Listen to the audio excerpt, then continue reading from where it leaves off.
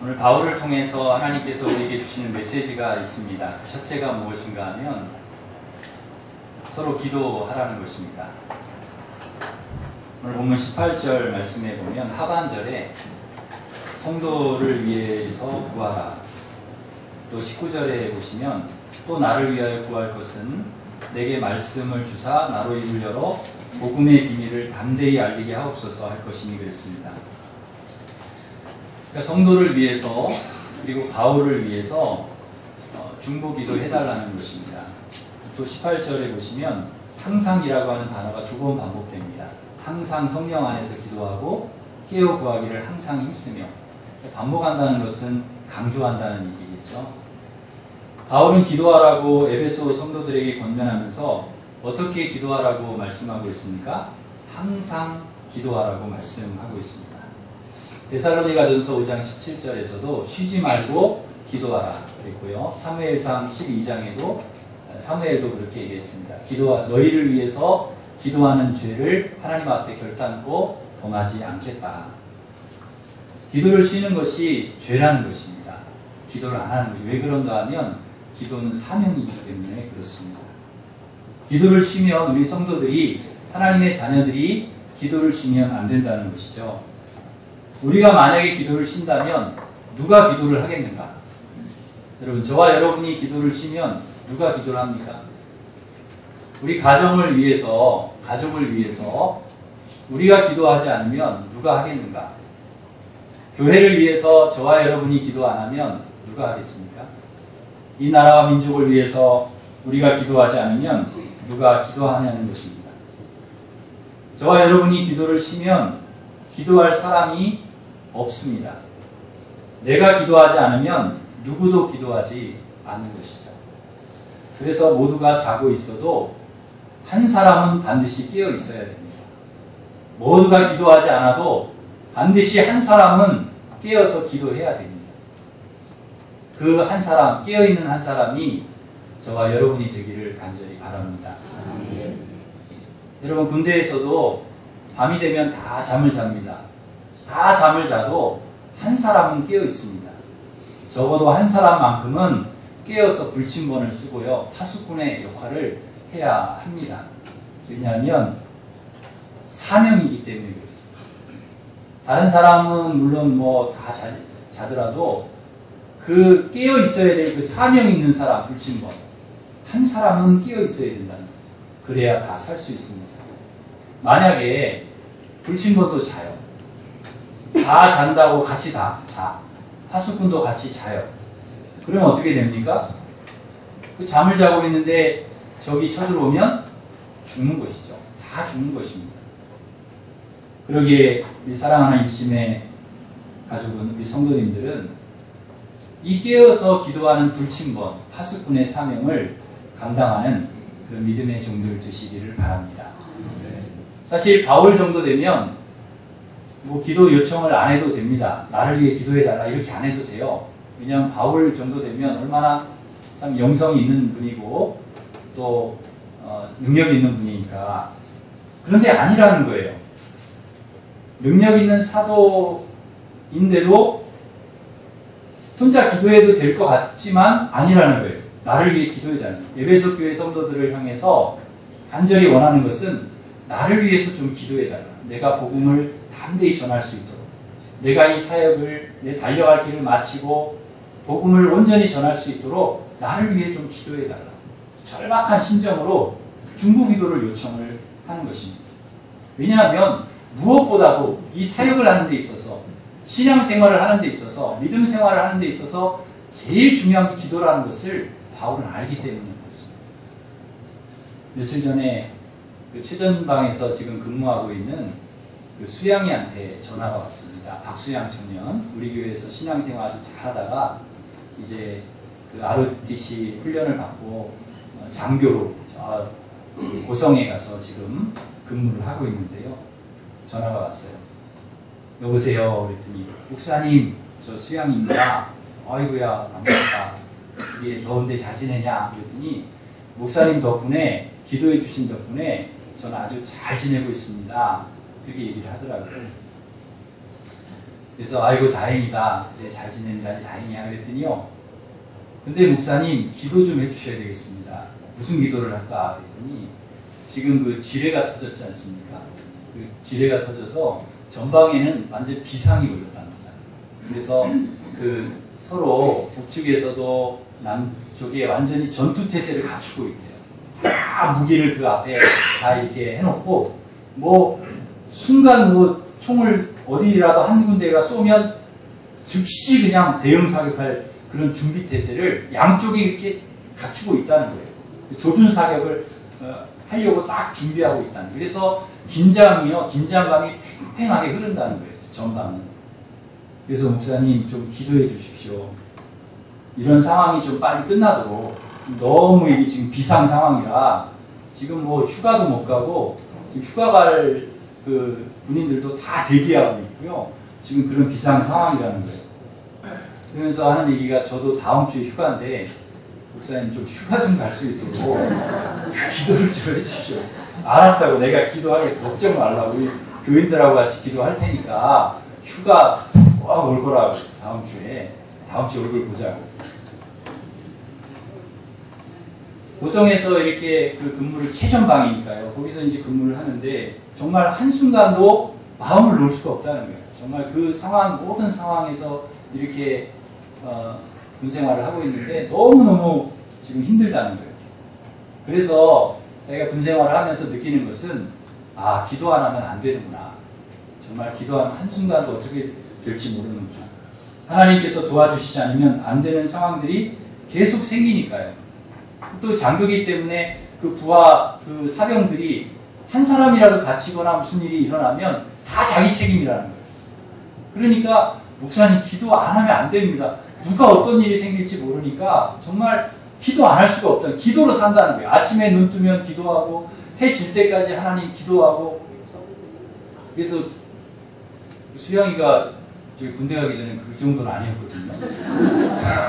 이제 군대를 가더니 정말 기도 안 하면 안 된다는 거예요. 너무너무 절박하다는 거예요. 그래서 자기도 기도하지만 목사님 좀 기도해 주십시오. 여러분 수양이 위해서 또 우리 군에 간 친구들 위해서 또 나라를 위해서 꼭 기도해 주시기를 바랍니다. 힘든 군생활을 하면서 가장 절박한 게 기도라고. 가장 필요한 게 기도라는 거예요. 그래서 기도를 요청하는 것입니다. 여러분 여호수아가 아말렉과 싸우러 갈 때 여호수아에게 가장 필요한 게 무엇이었냐? 기도였습니다. 여호수아가 가장 믿는 게 무엇이었냐? 모세가 나를 위해서 기도하고 있다. 모세의 기도. 베드로가 감옥에 갇혀서 이제 곧 순교할 날을 앞두고 있을 때 베드로가 가장 절박하게 필요했던 것이 무엇인가 하면 성도들의 기도였다는 거예요. 그렇게 여호수아가 그 전쟁터에서 절박한 기도를 드리는 그 모세의 기도를 의지하고 그랬을 때 승리했다는 거죠. 하나님 승리를 주셨다는 거예요. 베드로를 살려주시지 않았습니다. 성도들의 기도를 통해서. 믿음의 사람은 기도의 중요성을 누구보다 잘 압니다. 기도하지 않으면 안 된다는 것을 알고 있습니다. 내 힘으로 다 될 것 같으면야 무슨 기도가 필요하겠어요? 내 힘으로, 내 생각으로, 내 능력으로 다 할 수 있다. 이 세상 다 살아갈 수 있어. 그러면 무슨 기도를 할 필요가 있겠습니까? 그렇지 않다는 거죠. 기도하지 않으면 안 된다는 것을 믿음의 사람은 잘 알고 있습니다. 그래서 자신도 기도를 하지만 함께 기도해 주기를 원하는 것입니다. 바울도 그렇잖아요. 나를 좀 위해서 기도해달라. 내가 좀 사역을 잘할 수 있도록, 내가 흔들리지 않고 이 길을 갈 수 있도록 기도해달라. 선교사들이 선교 사역을 가기 전에 가장 먼저 하는 일이 있습니다. 선교를 떠나기 전에 해외로 또 오지로 선교 사역을 가기 전에 선교사들이 꼭 국내에서 미리 하는 게 있어요. 기도의 후원자를 모집하는 겁니다. 그래서 찾아다니면서 나를 위해서 좀 기도해 주십시오. 내가 선교사로 지금 가게 되는데 나를 위해서 좀 기도해 주십시오. 그런 기도의 후원자를 모집하는 거예요. 선교도 기도가 없으면 안 된다는 것이죠. 선교사가 현지에 가서 선교하는 것은 자신의 능력으로 되는 게 아니라는 거예요. 뒤에서 기도해주는 기도의 동역자들, 기도의 후원자들이 있을 때 그 사역을 잘 감당할 수 있다는 것이죠. 중보 기도가 필요하다는 것이죠. 그 중보 기도를 통해서 지금도 수많은 선교사들이 도저히 자기 힘으로 감당할 수 없는 곳에서 사역을 하고 있고 그곳에서 하나님께서 놀라운 기적을 일으켜주고 있는 것입니다. 기도를 통해서. 그 OMF 선교에서 내려오는 유명한 일화가 하나 있는데요. 어느 선교사가 그 선교지에서 선교 사역하려면 선교비가 필요한데 그 선교비를 들고 역으로 가는데 갑자기 그 강도들이 자기 가는 길을 다 에워싸고 막더라는 거예요. 그러더니 곧 이제 아이고야 큰일 났다. 이제 선교비도 다 뺏기고 나도 이제 큰일 나게 생겼구나. 이런 생각하고 있는데 갑자기 막 이 강도들이요. 헐쩍 놀라더니 막 다 도망가더래요. 막 뿔뿔이 흩어져 도망가더래요. 그래서 이 사람들이 왜 이러나. 나중에 이제 그 강도 중에 한 명이 회개하고 구원을 받아서 물었답니다. 그때 왜 그렇게 도망갔냐? 왜 내 돈 안 뺏고 도망갔냐? 그랬더니 그 강도가 회개한 강도가 하는 얘기가 그때 당시 돈 뺏으려고 선교사님 돈 뺏으려고 우리가 딱 달려들려고 하고 있는데 갑자기 선교사님 뒤에 웬 군대들이 이렇게 오고 있더라고요. 군대들이 막 오고 있는 게 그게 보이더라고요. 그러니까 그 강도들이 다 봤다는 거예요. 근데 그 선교사님이 뒤를 돌아보고 아무것도 없었거든요. 근데 강도들은 본 거예요. 아무튼. 그래서 참 신기한 일이다 하고 자신을 파송한 교회에 가서 선교 보고를 하는데 그때 일어났던 일이 왜 그런 일이 일어났었는지 알게 된 거예요. 그 선교 보고를 하고 간증을 하는데 그 선교 보고를 할 때 그 기도 후원하던 그 교회에 기도 후원자들이 바로 그 강도를 만난 그 시점에 그 시간에 합심해서 모여서 기도하고 있었다는 거예요. 막 기도하고 있는데 알고 보니까 그 강도가 이야기한 군대의 숫자와 그 기도하던 중보 기도자의 숫자가 일치하더라는 거죠. 그러니까 하나님께서 그 중보 기도자들의 그 기도를 통해서 하나님 역사하신 거죠. 이러한 일들이 지금도 수많은 선교지에서 일어나고 있다는 것입니다. 이 기도를 통해서 기도의 중보, 기도의 동역자, 기도의 후원자들을 통해서 선교지에서 이런 놀라운 기적들과 이적들이 일어나고 있다는 것입니다. 이것이 기도의 역사라는 것입니다. 하나님이 이런 기도를 통해서 역사하십니다. 이처럼 기도는 시간과 공간을 초월해서 역사합니다. 우리가 여기에서 기도하면 하나님은 저 지구 반대편에서 역사하십니다. 우리의 기도를 들어서 이루어 주십니다. 우리가 여기서 기도하면 인도네시아에 있는 이민우 선교사를 하나님께서 도우실 줄 믿습니다. 우리가 여기서 기도하면 영국에 있는 김병수 선교사를 하나님께서 도와주실 것을 믿습니다. 여러분 우리가 여기서 교회에서 기도하면 하나님께서 우리 자녀들을 도우실 것입니다. 우리가 여기서 기도하면 우리 남편과 아내를 도우시고 우리 사업을 일으켜 주시고 우리 교회와 이민족을 하나님께서 지켜주실 것을 저는 믿습니다. 거기에 기도의 능력이 있다는 거죠. 저도 이렇게 목회 사역을 감당할 수 있는 것은 성도들의 기도 때문입니다. 여러분이 저를 위해 기도해 주시기 때문에 저를 위해 끊임없이 기도하시기 때문에 하나님께서 저에게 힘을 주시는 것입니다. 주일 아침에 예배를 위해서 기도하는 중보기도팀의 기도 때문에 새벽마다 기도하는 성도들의 그 기도 덕분에 장로님들과 권사님들과 집사님들, 성도님들의 그 기도 덕분에 제가 힘을 얻어서 주의 사역을 감당할 수 있는 것입니다.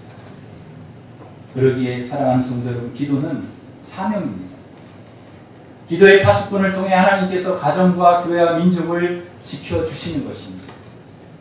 사랑하는 성도 여러분, 항상 깨어서 기도하는 이 시대의 마지막 한 사람, 기도의 불침범, 기도의 파수꾼의 사명을 온전히 감당하는, 다 자고 있더라도 여러분은 깨어서 그 기도의 불침범, 파수꾼의 사명을 감당하는 성도들 되시기를 간절히 바랍니다. 두 번째로 바울을 통해 우리에게 주시는 메시지는 동역자와 함께 나누라는 것입니다.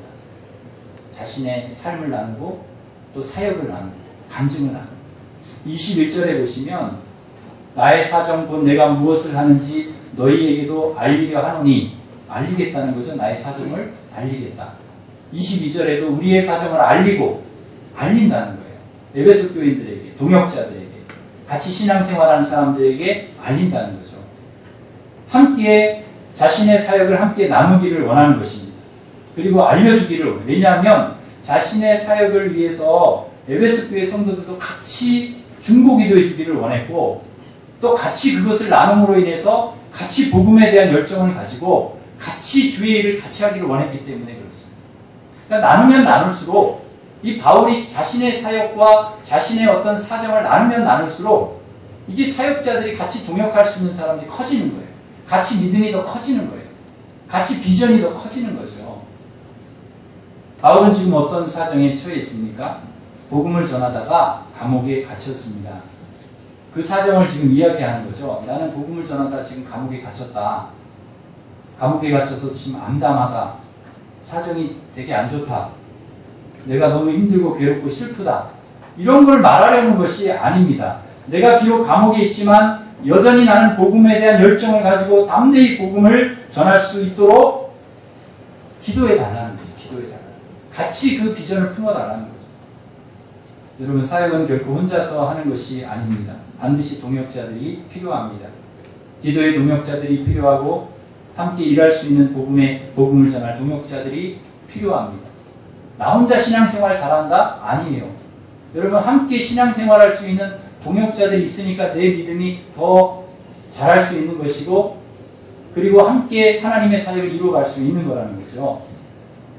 바울이 어려운 중에도 1차, 2차, 3차에 걸쳐서 선교 사역을 감당할 수 있었던 것은 바울을 위해서 날마다 기도해준 동역자들이 있었기 때문에, 또 함께 그 사역을 나누는 동역자들이 있었기 때문에 가능한 것입니다. 사도행전 20장 17절 이하에 보면은 그 밀레도에서 사람을 보내가지고 에베소 교회 장로님들을 이렇게 초청합니다. 그래서 장로님들을 오라고 해서 에베소 교회 장로님들이 그 밀레도에 와가지고 이런저런 이야기를 합니다. 그러니까 그렇게 한 이유는 이제 예루살렘에 올라가면 그러면은 이제 다시는 에베소 성도들을 못 만나고 또 장로님들도 못 만날 것 같으니까 그렇게 한 거예요. 그러면서 바울이 자신의 어떤 예루살렘으로 올라가면서 자신의 마음을 이렇게 장로님들에게 나누는데요. 그 말씀이 어디에 나오는가 하면 사도행전 20장 22절에서 24절에 나옵니다. 그 영상, 한번 말씀 띄워주세요.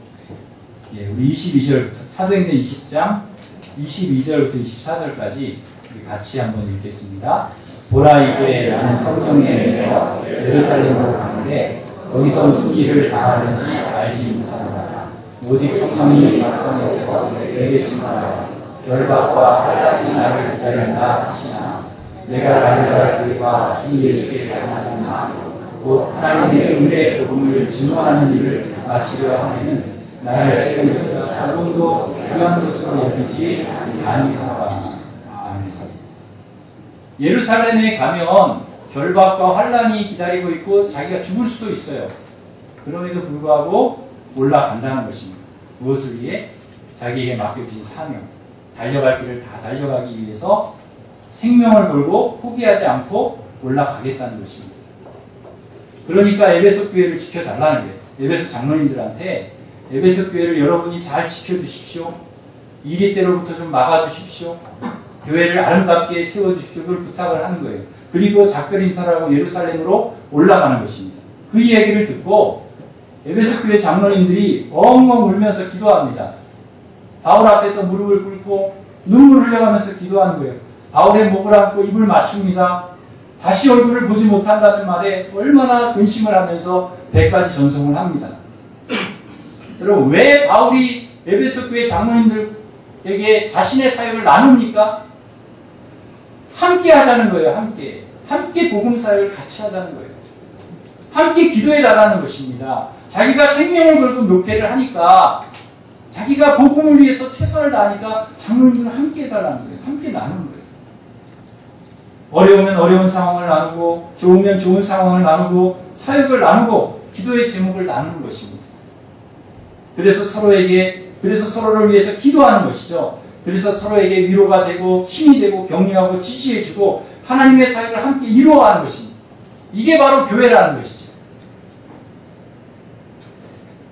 여러분, 그래서 동역자에게, 함께 신앙생활하는 동역자에게 사정을 이야기하고 간증하는 것이 중요합니다. 여러분, 교회는 서로가 서로를 위해서 기도해 주는 곳이 되어야 되고, 서로가 하나님께서 주신 은혜를 나누는 곳이 되어야 됩니다. 여러분, 나만 은혜를 받아서 나만 갖고 있다? 아니라는 거죠. 같이 나누라는 거예요. 다른 사람 이야기를 하라는 것이 아닙니다. 비난하고 정죄하라는 것이 아닙니다. 원망과 불평을 하라는 것도 아닙니다. 교회는 그런 곳이 아닙니다. 절대 남의 얘기를 하는 것이 아니라 나의 얘기를 하는 거예요. 하나님이 나에게 주신 은혜, 나를 여기까지 인도해 주신 은혜를 나누라는 거예요.